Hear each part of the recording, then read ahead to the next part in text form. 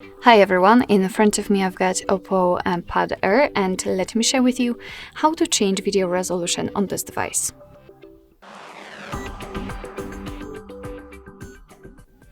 So first of all, we have to enter the camera app. And as you can see right now, we are in the standard photo mode. So first of all, we have to switch to the video one, just tap on the video if it is highlighted. And if you can see the red color inside the shutter button, it means that for sure you're on the video mode. So right now we can take a look at those options which are displayed here. And the first one at the top is the resolution. As you can see, just after tapping, you can change the resolution. We've just set the 720p, and after tapping on it again, we've got 1080p. So we've got only two different options from which we can choose, and it's quite easy to change between them.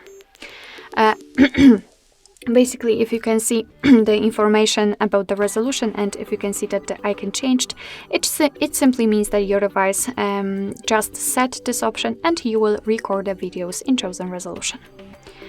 Alright, so basically that's all.